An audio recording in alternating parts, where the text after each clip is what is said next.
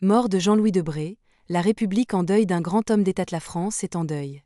Jean-Louis Debré, l'un des grands artisans de la République, s'est éteint, laissant derrière lui un héritage politique, institutionnel et intellectuel considérable. Magistrat, ministre, président de l'Assemblée nationale, puis président du Conseil constitutionnel, il a consacré sa vie à la défense des institutions françaises et à la consolidation des principes républicains. Mais qui était vraiment Jean-Louis Debré? Comment cet homme, issu d'une lignée politique prestigieuse, a-t-il su se faire un nom par lui-même? Quels sont les grands moments qui ont jalonné sa carrière et qui ont façonné son influence sur l'histoire contemporaine de la France? Dans cette vidéo, nous allons revenir en détail sur sa vie, ses engagements, ses combats et l'héritage qu'il laisse derrière lui. Un destin écrit dans l'histoire. Jean-Louis Debré, né le 30 septembre 1944, au cœur d'une famille où la politique est une vocation, voire un sacerdoce. Son père, Michel Debré, fut l'un des hommes clés de la fondation de la République. Premier ministre du général de Gaulle et principal rédacteur de la Constitution de 1958, Michel Debré incarne l'État fort et la continuité républicaine. Grandir dans l'ombre d'un tel homme aurait pu être une pression insoutenable pour Jean-Louis. Pourtant, loin d'être écrasé par cet héritage, il en fait une force, développant très tôt une fascination pour les rouages du pouvoir, la justice et les institutions. Plutôt que d'embrasser immédiatement une carrière politique, il choisit d'abord le droit. Il suit des études rigoureuses et devient magistrat. Un choix qui en dit long sur son tempérament. Avant d'exercer le pouvoir, il veut d'abord comprendre la loi, la manière dont elle structure la société et garantit l'ordre républicain. Son passage dans la magistrature lui permet d'acquérir une vision précise des enjeux judiciaires et institutionnels. Mais la politique, inévitablement, l'appelle. L'entrée en politique. Un engagement fidèle et ambitieux. Dans les années 1980, Jean-Louis Debré rejoint activement le Rassemblement pour la République (RPR), le parti de Jacques Chirac, dont il devient un proche allié. En 1986, il est élu député de l'Eure, amorçant ainsi une carrière politique qui durera plusieurs décennies. Très vite, il se distingue par son franc-parler, sa rigueur et son attachement aux valeurs gaullistes. Contrairement à d'autres figures politiques de son temps, il ne cherche pas à plaire aux médias ni à adopter un discours populiste. Il défend une vision exigeante de l'État et de la République, refusant les compromis qui pourraient affaiblir les institutions. Son ascension est rapide. Au sein du RPR, il devient un conseiller influent et l'un des plus fervents soutiens de Jacques Chirac. Lorsque ce dernier accède à la présidence de la République en 1995, il le nomme ministre de l'Intérieur. Ministre de l'Intérieur. La fermeté au service de l'État. De 1995 à 1997, Jean-Louis Debré est à la tête du ministère de l'Intérieur. Un poste clé dans le gouvernement d'Alain Juppé. Son passage place Beauvau est marqué par sa volonté de renforcer la sécurité et de lutter contre la délinquance.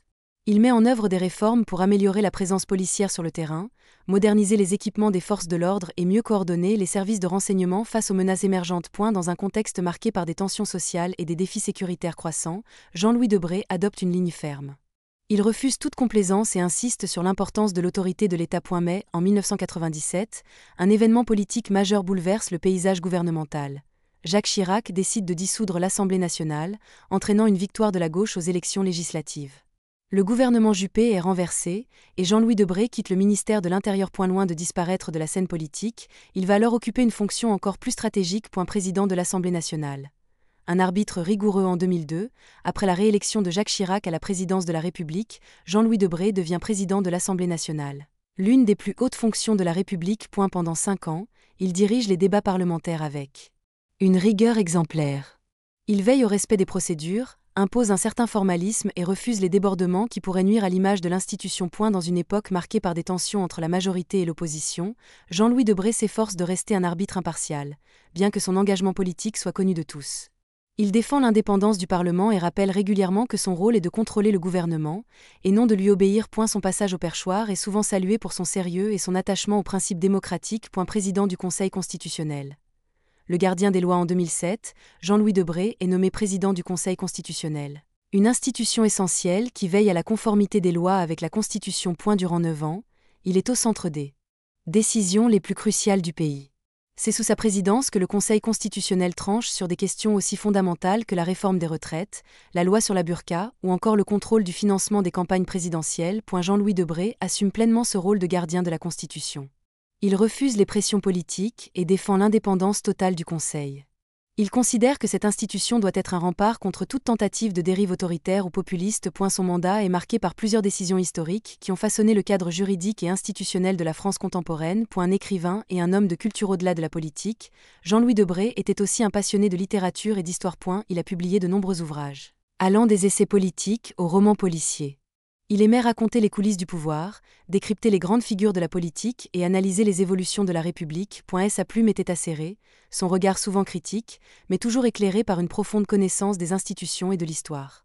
Il intervenait régulièrement dans les médias, partageant son expertise avec un ton parfois caustique, mais toujours pertinent. Un héritage indélébile avec la disparition de Jean-Louis Debré, la France perd l'un de ses plus grands serviteurs de l'État. Son engagement sans faille, son sens de l'institution, sa rigueur et son indépendance ont marqué plusieurs décennies de vie publique. Que retiendrons-nous de lui?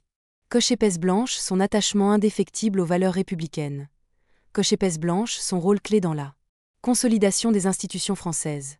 Coche épaisse blanche, son indépendance d'esprit, qui l'a parfois conduit à prendre ses distances avec son propre camp politique. Coche épaisse blanche, sa volonté de défendre l'état de droit contre toutes les dérives. Son nom restera à jamais inscrit dans l'histoire de la République. La République perd un pilier, mais son héritage restera vivant à travers les lois, les institutions et les principes qu'il a toujours défendus avec force et conviction. Cloche, abonnez-vous pour ne rien manquer des figures qui ont marqué notre histoire. Personne avec les mains jointes repose en paix, Jean-Louis Debré. La République te doit beaucoup.